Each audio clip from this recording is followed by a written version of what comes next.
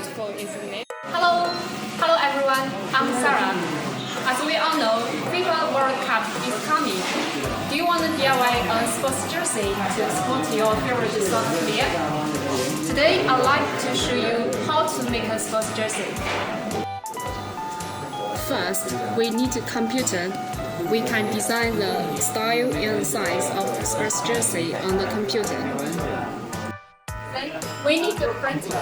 Look, this is the 6-bit normal use sublimation printer, and this is a heat press paper. You can see how it works.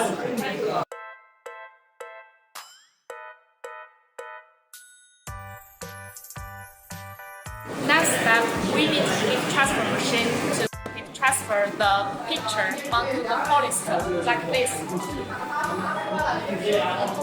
Through stitching, you can get a new sports jersey like this.